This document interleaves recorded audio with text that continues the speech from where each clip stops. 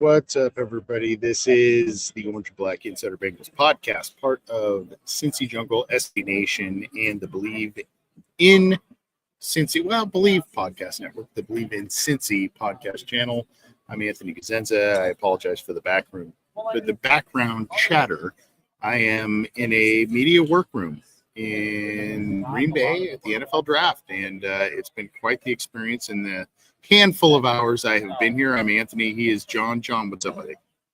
No need to apologize for something that's very freaking cool. I think that's awesome. That half the show is at the draft. I'm sure we can get you on stage, maybe announcing the pick. Maybe we'll see what we can do. Sure. Yeah. You're there, sure. So like anything can happen, right? It's draft day. 100%. I'm expecting to announce the 6th round pick for the Cincinnati Bengals, given my immense status with the team and everything. Quite the scene here, not only in this media workroom, but also I did make the rounds outside where the fans are gathering, and many of you could probably see both on the NFL Network and on ESPN.com or ESPN in general. There is a swath of people outside, and they are passionate.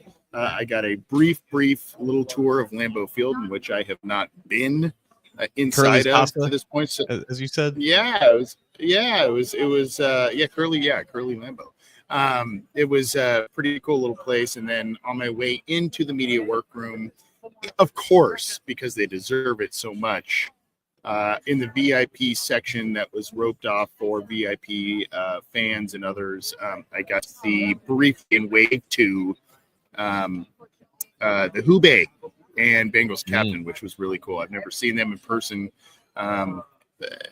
to date, so I kind of got to just, hey, how are you guys? And I ran in, and then they got some VIP treatment, but it was awesome to see them. Regardless, there are some familiar faces both covering the draft and doing a lot of different things, but it's fun to be here, fun to be in Green Bay. I have never been here, and the vibe is electric, John. It's electric out here. I would expect so. I mean, there's got to be hundreds of thousands of people there, and they're all there for one reason. And yeah, just send as many pictures, videos as you can, because that's a really cool experience, man. Yeah, and I mean, you want to know about passionate, not only salt of the earth, great people, but passionate football fans. It is in this region. That's why it's there, for sure.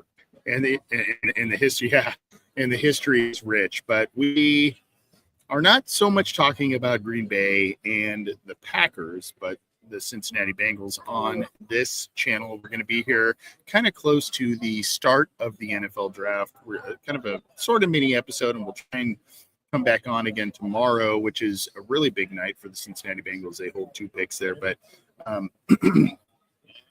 again, if you're new here, please subscribe to the YouTube channel. You can do so underneath John's side of the screen. There is the channel icon, the show icon. Click that, do the subscribe bell, all that kind of stuff.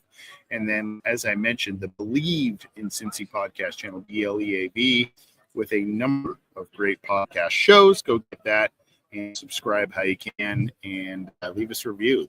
We appreciate that. But John, let's kind of talk. I guess we're going to start a little bit before picks and all, potential guys, and Jordan Battle's great brother, Jalen Battle, on Twitter, who's got a lot of sort of inside info. He kind of caused a stir a little bit earlier today. We'll get to that in a little bit.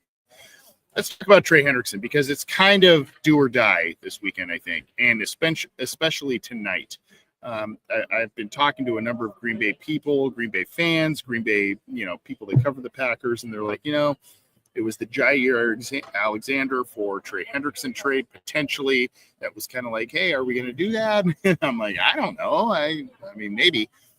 Again, I've kind of held strong to the point that if the Bengals were to trade Trey Hendrickson, it probably would have been done by now. But this is, again, kind of like free agency where teams start getting really active again. And if things are dangled in front of certain teams, be it the Bengals or otherwise, that get you high picks tonight, that makes sense.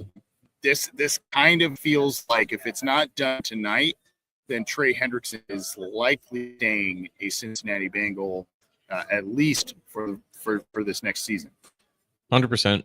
And a certain scenario I think would have to play out in order for it to happen tonight. The Bengals have had conversations with teams about trading for Trey Hendrickson, and those teams have talked to Trey about how much they would pay him.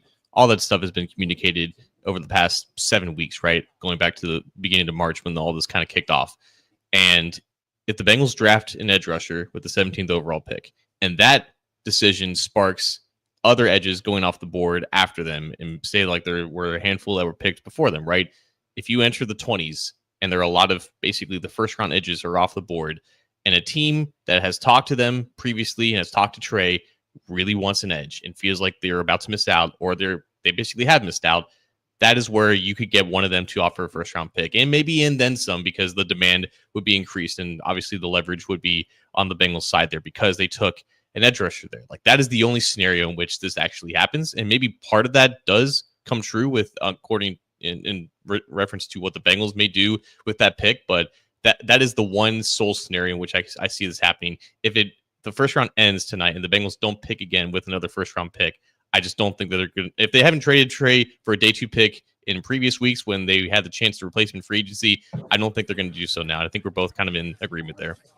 Yeah, 100%. It would take a run on edge defenders and a team towards the back of the first to say, you know what, all of these guys that we may have ranked still highly, but, second round, third round grades, we just, we're not going to reach here. So let's contact the Bengals and see what makes sense. And maybe they can, the Bengals can get an extra first round pick, that sort of thing. But we know the Bengals, in terms of trading away players and or losing negotiations, that's just not part of their MO. So I still think Trey stays. And I still think Trey stays, even if the Bengals draft an edge early. I still think that's still, I still think that's in play. But the Bengals have a number of different options here. And there are, I want to reference something I went to earlier, pretty cool event that was not just football. It's a podcast that is run by Cam Hayward of the Pittsburgh Steelers, and he had on a couple of different players. Eric Armstead was on, and maybe not a Bengals favorite, but Max Starks was on with him as well. And Charles Davis ended up coming on towards the latter end of the program, who is now, I think, on live with NFL Network, if I'm not mistaken, and a very valued and respected draft guy. He said that some of these teams, let's just say, for the sake of argument, Shedeur Sanders falls. Let's say Jackson Dart is sitting there at the end of the first round, and there are teams who, maybe at the top of the first round passed on them, that sort of thing. They may be willing to come into the middle or the late. He said, he's talked to teams that said, we may be willing to do that. Depending on the situation, what the trade value is, they may be willing to come back in. And knowing the Bengals having only 6 picks, they have that middle of the first round pick. Might they trade back? I don't know if they're, there might be scenarios. Let's just say a Shedeur Sanders falls a little further than people maybe anticipate. You have the Steelers, who are a bit hungry. By the way, there's a Steelers jersey that just walked by me there. Let's just say the Steelers might be eyeing someone like Shedeur Sanders as their quarterback and their first round pick. They're at 21. The Bengals are at 17. So let's say a team comes up and there is still a slew of edge rushers, defensive tackles, et cetera, that the Bengals may be monitoring, that may be something, and that was something that I heard today again from Charles Davis, that teams may be willing to hop back in to the first round, give up some pretty significant capital if there is a quarterback they want to come in and try and get. Yeah, I think normally you see teams at the top of the first round trade up for quarterbacks, but because the consensus on this class is that it's not as impressive as in years past, outside Not of as Cam heavy, Ward, yeah. then that's where the quarterbacks are probably going to go, and that's where you would see the action. 17 would be a pretty steep jump from teams like the Browns and the Giants who are picking in the early 30s, but obviously an offer like that would surely garner the interest of the Bengals. Whether or not they would actually entertain it and move all the way out of the first round remains to be seen. They don't often trade back that much in the first round. It's typically in the later parts of the draft, but that was one of the questions I've been thinking about, Anthony, over the past couple of days.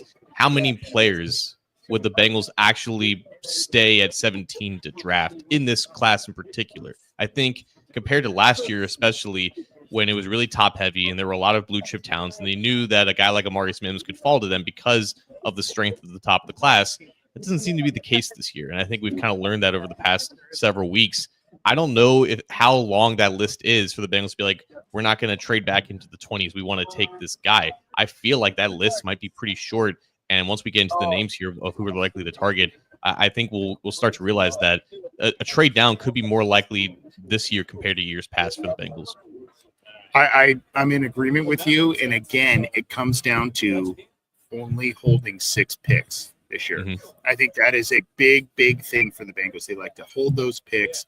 And because they have crawled in their outside free agency shell, so to speak, that may speak to, it may not be tonight. It could be tonight from some of those teams looking to come up and get a quarterback, but it could be tomorrow as well.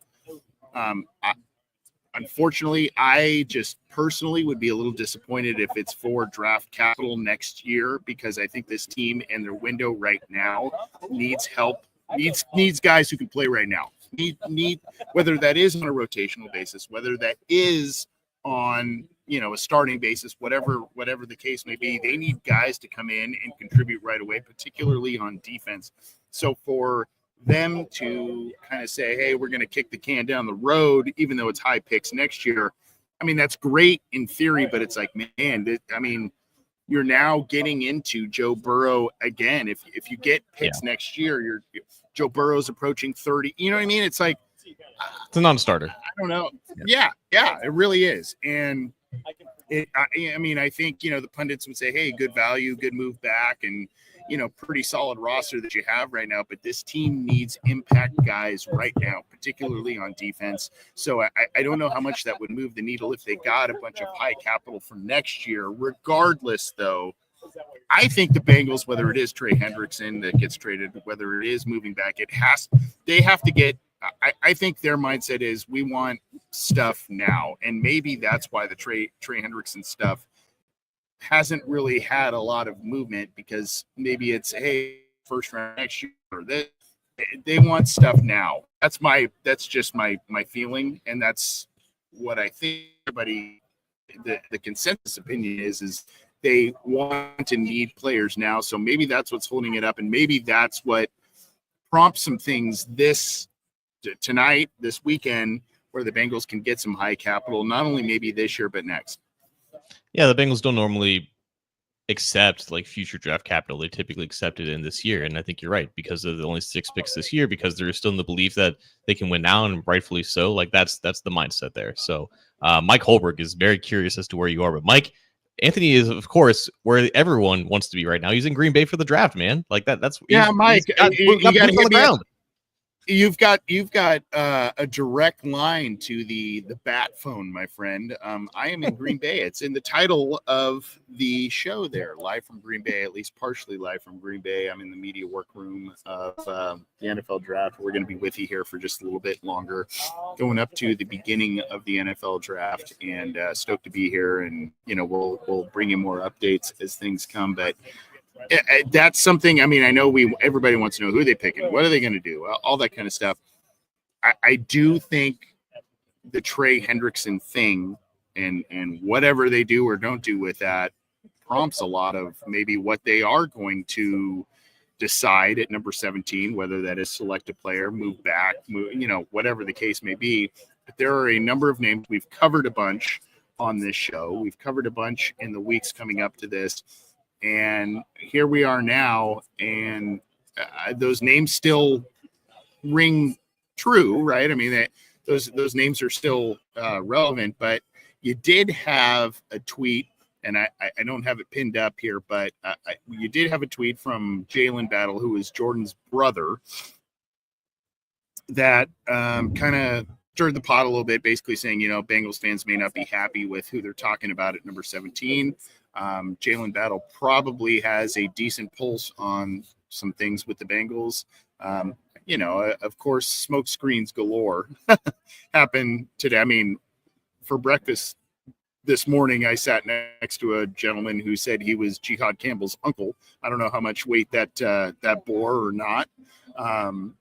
The gentleman was talking up a couple of females, so I don't, you can you can take that for what it was. But regardless, the Bengals do have a number of players that they are looking at. I know we know kind of the usual suspects, but now maybe a couple of prospects we have not fully covered on this show, or kind of have, I think a lot of people have maybe said, oh no, not that guy, may have entered the conversation. Yeah, I think going back to the beginning of the process, I always try to look at where they typically go. Young players from major programs, great pedigrees as far as like recruiting and, getting into the programs and everything like that. Guys who played early and played often. It's why I landed on Walter Nolan very early in the process. And you brought him up, I think, before I even knew who he was. So we've been on Walter Nolan for a long time.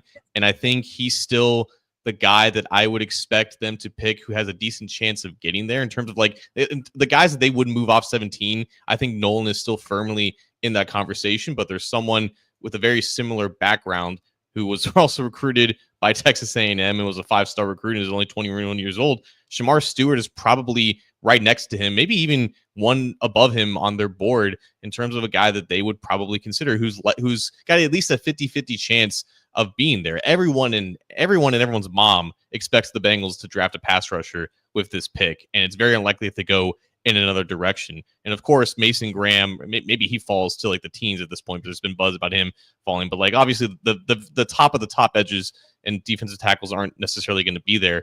But in terms of the guys who have a chance, I think Nolan and Stewart have now kind of emerged as the overall favorites, as the most likely guys that could fall to that pick, and then the Bengals would probably stay there and do pick. So I think Stewart has kind of been a late addition to this process, but in reality, probably shouldn't have been because he does check a lot of the boxes that the Bengals typically look for with the first-round pick.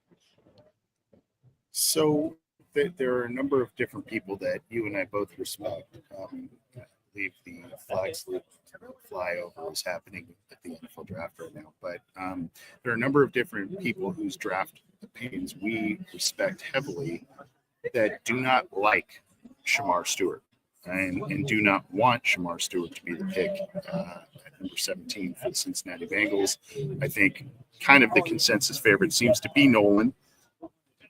There are a couple of other players. I mean, Campbell, to me, I get the injury stuff, but to me, I don't know if there's some recent stuff where he's running on a treadmill, and I think it was Ian Rappaport that said that, he's maybe ready for training camp type of stuff.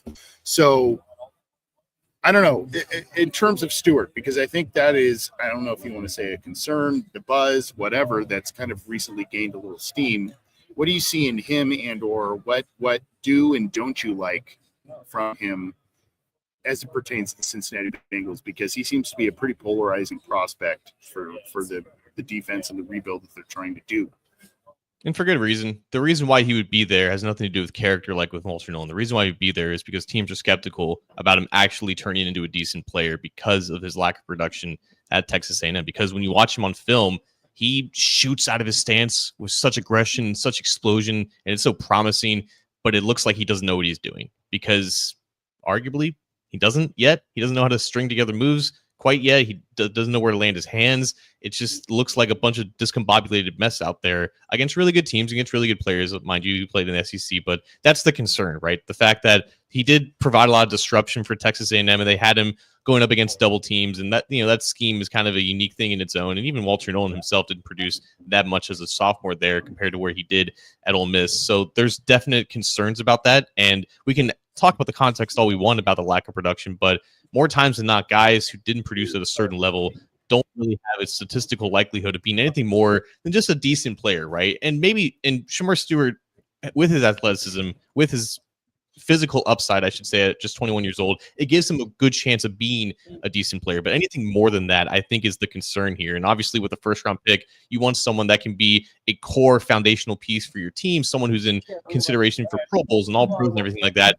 And again, like if he's Trayvon Walker from the Jacksonville Jaguars, who is also an elite athlete with production questions from a strong program in the SEC, if that's the outcome, then I think that's fine. But like, I think the concern is his overall ceiling above that. It doesn't seem that high because he doesn't have a lot of the production profile that you see with other high quality players. So that's the concern with Shamar Stewart. And that's why if that pick gets made, there's going to be so much pressure on the Bengals, a team that historically has had a lot of trouble of actually developing these traitsy type pass rushers, whether you're talking about on the edge or defensive tackle. Like the list goes on and on about guys that they invested high picks in. Miles Murphy is one of them, right? Like we're still waiting for the fruits to kind of develop with that. So like that's the biggest question. It's not just about Stewart himself, but his landing spot and the lack of history of actually developing these guys who sometimes look the part, but actually don't really know how to play football just yet. So we did a profile on Nick Scarton, but a little bit of the same deal because there was dip in production once he made the transition to Texas A&M, right? And they asked him to bulk up. They asked him to do more on the defensive line instead of being that edge guy. And he has since shed that weight and kind of tagged himself as, hey, I'm a true edge guy, right? I'm not, run defending edge guy and that sort of thing. He's just, he's kind of shed that label a little bit, but it's a little bit of the same thing, right? Where you go, man, I mean, what was it about that, either that defensive scheme or what have you? What was it that made them not be the guy that you kind of think? And like you said, it's traits versus production or production versus traits. I mean, there are teams that they weigh both, right? But there are some people who say, obviously the production wasn't there, but the traits to be able to do, and if the age makes sense too, that we can maybe develop this player into, a dynamic player. And those are the questions with a couple of these guys where you go, okay, what is he? What can we do? How high is the ceiling? Ceiling can be high because of traits and whatnot, or metrics, athletic metrics, that sort of thing. But you do have to weigh in production or lack thereof. And I think that's where a lot of people are going, man, I just don't know how good of an NFL defensive lineman someone like Shamar Stewart's going to be. But if you do keep Trey Hendrickson, perhaps that helps, free him up to do some different things as well to make him more effective, at least immediately. Still, there are hesitancies with a player like that.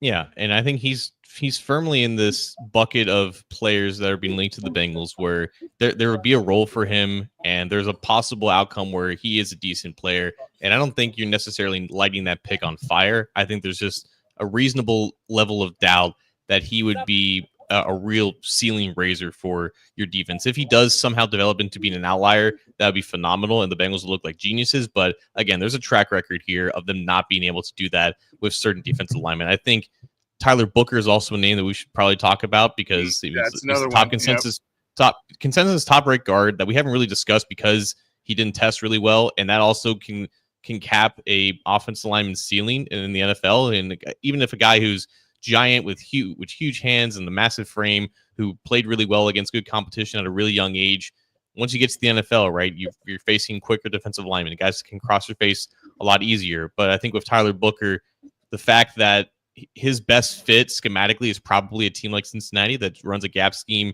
in the run game and is obviously the pass game, a lot of quick dropbacks where he doesn't have to hold up in pass protection for too long for most downs. Obviously, Joe Burrow can ad-lib and everything like that, but probably just someone that they see as like a plug-and-play guard.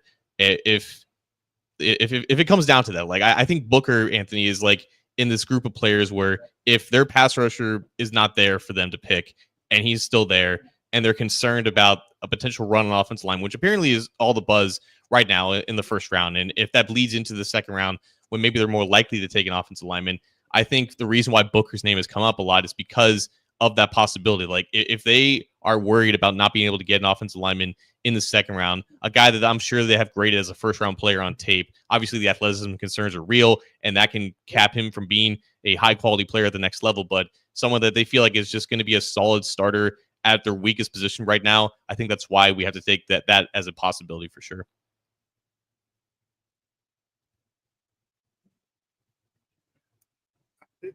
So opinions on Booker vary wildly, right? Like I think going into the initial pre-draft process, there are a lot of people are like, oh, this is a surefire. Even as a true guard, that sort of thing, he's a surefire first round. Then the testing stuff happened and other stuff happened. So then you go, okay, I mean, some people have him as, kind of talent-wise test is almost day 3 type of guy. He will never last that long. But, you look at him and you go, okay, looks every bit part, can stand up and do a lot of different things and play pretty well, you think. But like you said, there are concerns there. And I don't know if the Bengals are best served on a questionable athletic profile at guard at number 17.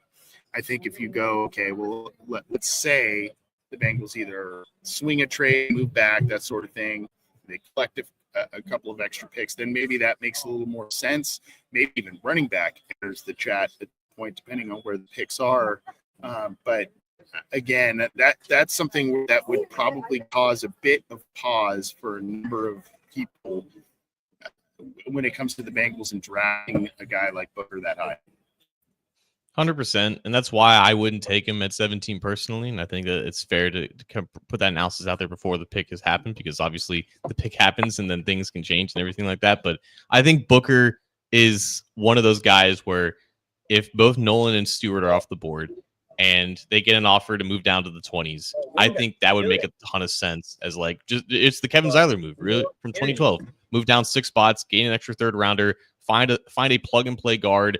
Don't worry about offensive line going into day 2 where maybe there's a run before 49. That makes a ton of sense to me. I think he firmly falls into that bucket as someone that makes sense in that group of players.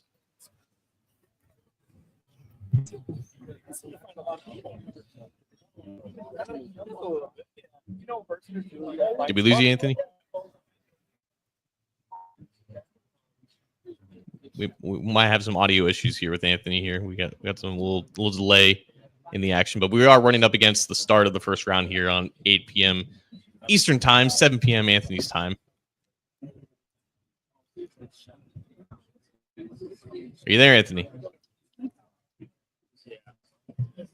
All right, I think his headphones are running a little bit long, but yeah, Walter Nolan, Shamar Stewart, Tyler Booker, possible best pass rusher available. I think those are the realistic options there for the Cincinnati Bengals with the 17th overall pick. I think a trade down is more likely this year than it was in last year, but obviously it takes the right deal to do so.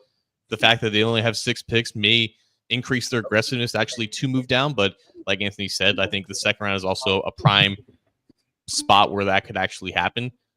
It does seem, though, that no matter who they pick, there's going to be some questions attached to them. We haven't even talked about Derek Harmon, who apparently has the shoulder injury that's what I was going to bring up next. Late. Yeah.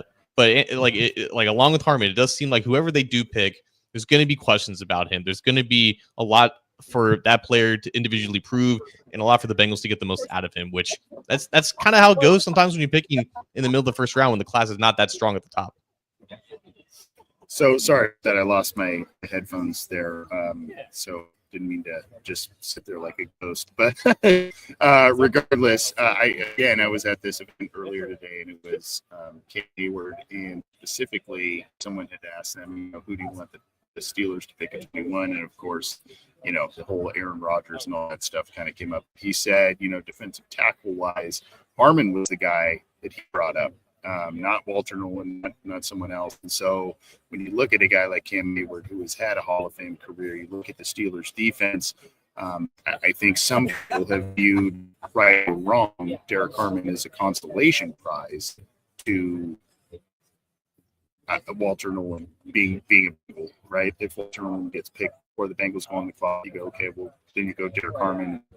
You'd be okay with it. That is when I hear, granted, Ken Hayward's not in the front office, all that kind of. I mean, I get it, but when he sees that guy, Eric Armstead, who was on the same panel, who went to Oregon, talked about Derek Harmon in high regard as well. Those are opinions you take pretty seriously. I mean, I'm sure there's some favoritism there and whatnot, but for a guy that I think we've all looked at from a Bengal perspective as someone that is a consolation prize for them, should Walter Nolan not be there, I think there's still a lot of things to like with Derek Harmon besides some of the late medical stuff that's come up. 100%. I think compared to a lot of the names that we've heard of in the past couple of days that have been getting a lot of steam, I think Harmon is a better alternative than some of these other guys because I think there's a greater chance that he's going to be a pretty good player compared to the likes of Booker and Stewart. But Dan the Man's asking if you've got a known future All-Pro guard, defensive tackle, defensive end, and linebacker on the board at 17, which way do you pick? I think there's really one guy that fits the bill of that actual potential, and I think it's Walter Nolan, and that's why I've been kind of banging the table for him as the most likely best pick the Bengals could make. That's been my prediction since March. I'm going to stick with it. Anthony, do you have a prediction as to who they'll pick? I'm with you on the Walter Nolan All-Pro type of potential, but I still am really, really intrigued by Jod Campbell. Very, very intrigued by Jod Campbell, and I think that also has All-Pro potential. So that, that's if Nolan is off the board, and you feel confident that Campbell can come in somewhat early this year and contribute, that's also a way I would. All right, Ben. I think the commissioner is about to go up to the podium. I don't know. Are you going to be in the crowd? Are you going to be in the crowd for the draft, or are you going to be locked in there? I'm gonna flow back and forth, man. I'm gonna go out there with the people. I'm gonna be back here. I'm gonna do my thing. So I've got some friends and whatnot in the crowd, so I'm gonna flow back and forth, I think. We'll document all of it. Get some videos, get some pictures, and have the best time, man. And when the Bengals pick, cheer, boo, I guess whatever your heart content. I don't know. I appreciate you. Let's try and get together tomorrow too. Absolutely, man. All right. Take care, everybody. Thanks for tuning in live. This is the Orange and Black Insider Bengals podcast. Enjoy night one of the NFL draft. We'll be back with more throughout the weekend. Appreciate all tuning in live or after the fact. Take care.